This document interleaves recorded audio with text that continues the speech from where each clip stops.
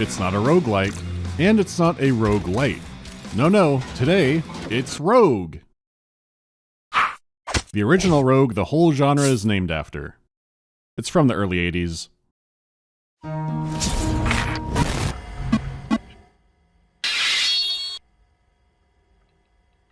Rogue. As a genre, the term roguelike has been everywhere, enough to where you now have some baseline expectations when you go into one. Over the years, some games have tried to remain extremely faithful, but now more often, the games can be such freak shows of mechanics and genre mashups or weird tangential things that might not be a roguelike, but people will sure argue about it. If the game isn't made in Rogue City, that's just sparkling permadeath.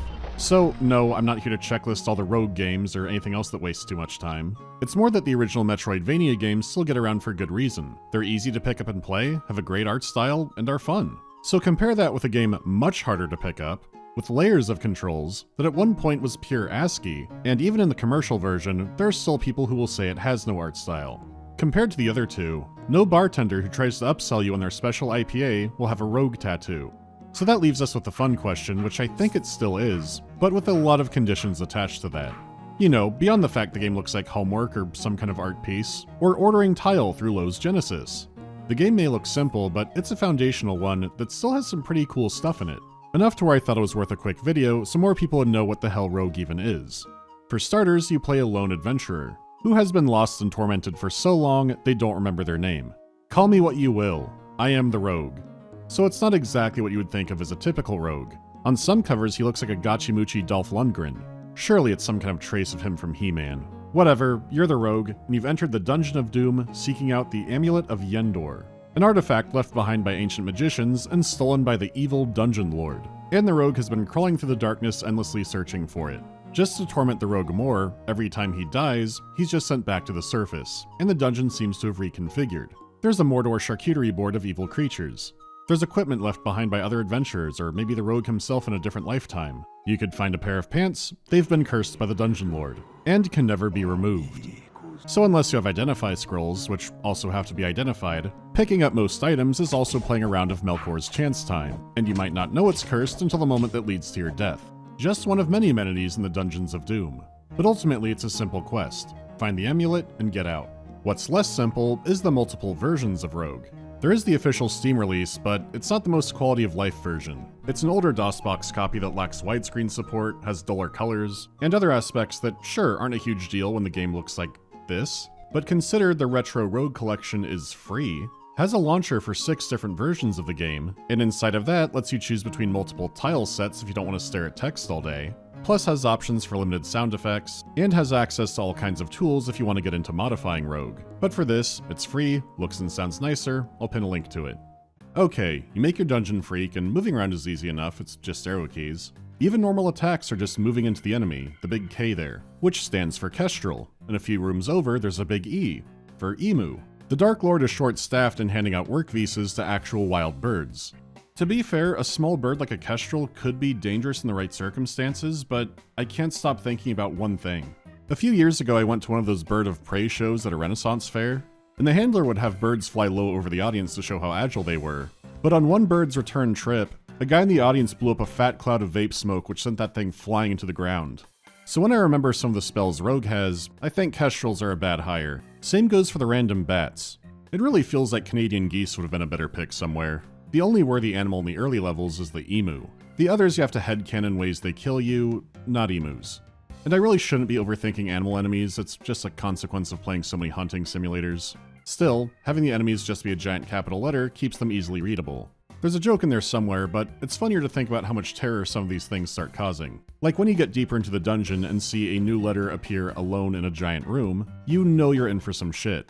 Even if you have read the manual and know what creature it's supposed to be, you're not entirely sure how it'll actually fight in the game. You can remember D is for dragon like you're on Sesame Street, but that won't convey how deadly a room that looks like this is. Sure, it looks like being haunted by a red vocabulary workbook, but it can feel tense, if you get into it, because while you can pull up a legend for all the symbols, the real barrier is the controls.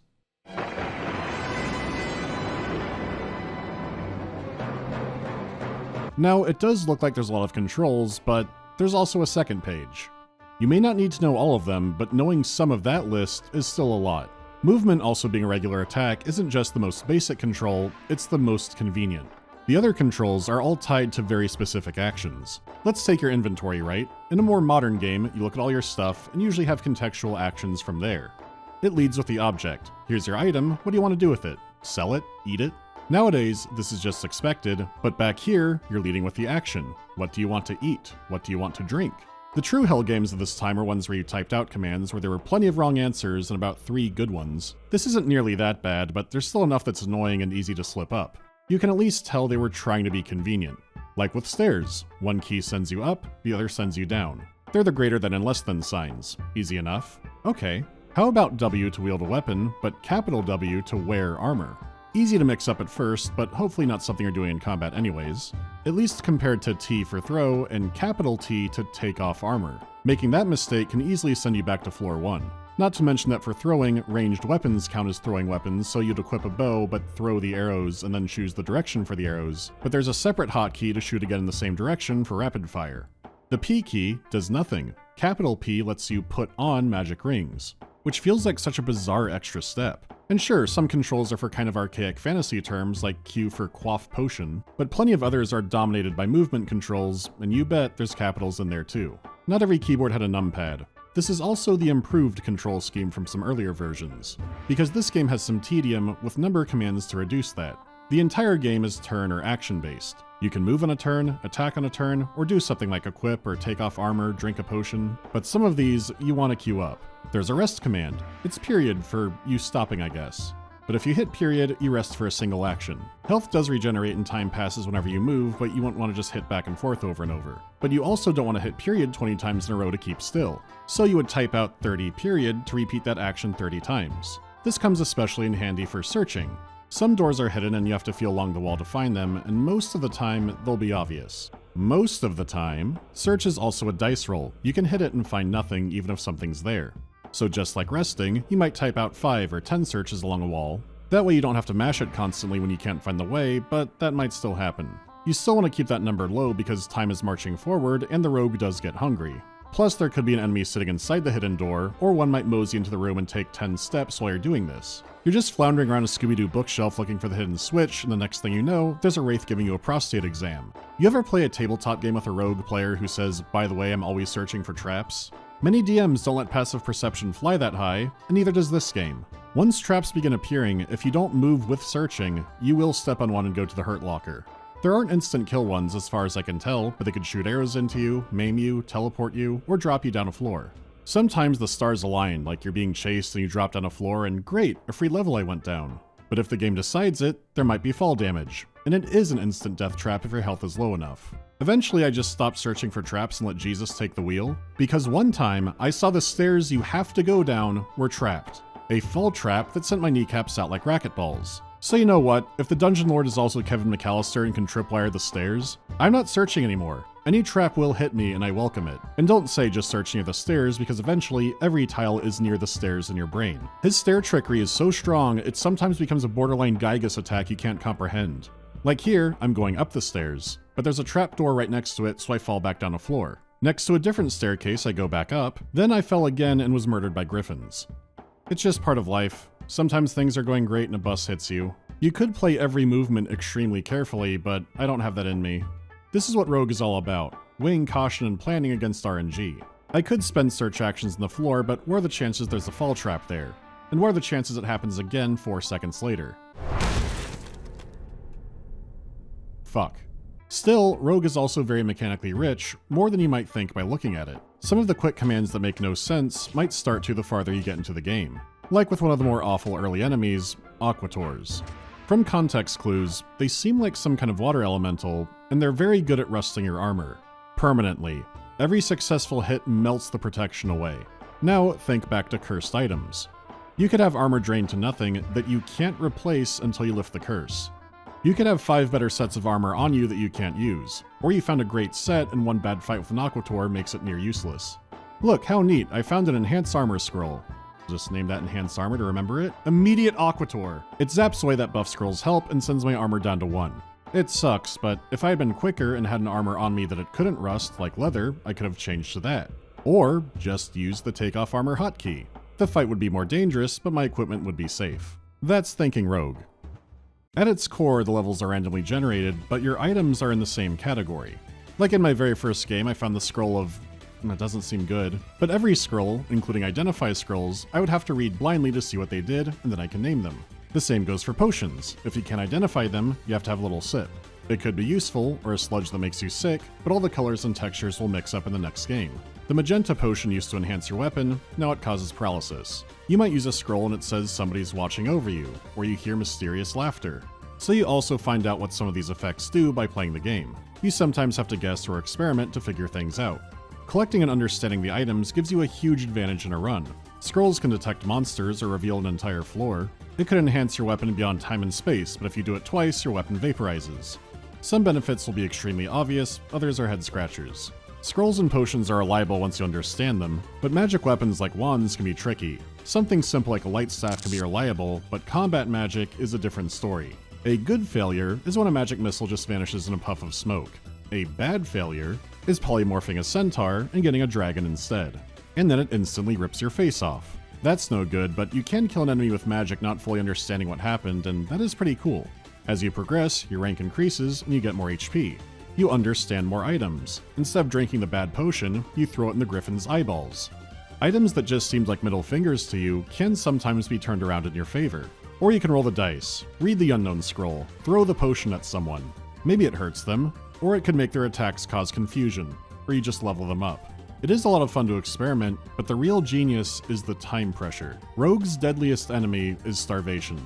If you don't eat enough food, first your character feels weak and will then begin fainting, including in combat. It is a long process and more likely you die blacking out in the middle of a fight than anything else, but you can absolutely starve. It's a death timer. What this does is make you juggle 3 different things. You want to go down and get the amulet, but the enemies will get more dangerous. Killing enemies gives you XP, ranks you up, and makes you stronger. Exploring and finding new items gives you more tools to work with. But the more time you spend exploring every inch of a level and not going down, that's the greater the risk of starving. In one run, I fought the rattlesnakes from hell who permanently lower your strength, and it actually caused some kind of error where my strength got so low it reset to being at the highest, but I didn't account for food well, and that character starved. You have to weigh the risk of making a stronger character versus the risk of not having supplies. It's a good idea that keeps the runs compelling, but sometimes you just have shit luck. You have a run where you never find food or any good equipment, you stumble on a nightmare monster room, on level 2. A map can look like it has a secret door that won't appear no matter how many times you search it. You can investigate every corner of a tiny room and there appears to be no way out. The level has chosen death for you, or you keep searching every tiny pixel hoping. In one run, you find a clever new way to fight an enemy, in another, you slowly die in Buffalo Bill's fun pit. There is skill involved in doing better, but you're absolutely at the mercy of RNG. Your only real cross-run upgrade is the knowledge that you pick up, like how enemies behave or what certain effects do. The biggest difference copies would have is who's on the scoreboard, a combination of how far you got with the amulet, and gold. Yeah, gold isn't used for a shop or unlocks or anything, really. It's just pure score. How much you care about score will also affect how much you hate the leprechaun. He's not after your life, just your pockets. So the second he hits you, he swipes some credit card balance and vanishes. He gets a nice dinner, I go back to the Ratlin bog with a 490 credit score. If you don't give a shit about score, he doesn't matter much, but somewhere, you know there were friends hot-seating this game who would start screaming when he showed up. Sure, I could shrug off the actual single hit, but no. He's not leaving the hood on my watch. So how about that amulet? Well, the first time I ever got it, I kept going deeper, forgetting that, oh yeah, you want to go back to the surface. Which to its credit, it does generate new levels, but going back, the enemies do get easier. It doesn't start spawning the most professional killers on earlier levels, it just lets you progress backwards. Yet another reason starving is your biggest enemy. You don't want to die that way after all that, but with enough time and patience and a lot of luck, you can make it. You pawn all your stuff and are just now admitted to the Fighters Guild. That seems fucking steep. This is being overqualified. So even though the semantics are borderline meaningless now, here's some things to think about if you see people typing fast and breathing heavy over roguelike versus roguelite. Most people pull up permadeath or procedural levels, but the game being turn-based is very core to it, even if gameplay doesn't always look like that. How about inventory management and survival mechanics? The game has a hunger meter, and sometimes you do have to decide between getting more food or getting a great weapon. You have a goal and can win, you don't just have to endure the game forever. But I guess if you want to, you could keep going deeper. And finally, no meta progression. You don't need to unlock a new spaceship or whatever else. You always start on an even playing field, which is good in such an uneven game. It is neat to see how well it's held up in a lot of ways, but if you were interested in what this game does right, there's still a lot that does it better. And I don't mean something graphically crazy, I mean something like Dungeon Crawl Stone Soup. Games that can triple down on mechanics, but don't have much for visuals. So that's Rogue. It spearheaded genres we hear about non-stop, mainly argued about by people who never played it, or even seen it before. But now you have. It's an important game that didn't need much of a story. So next time, we'll dive into something a little more narrative heavy.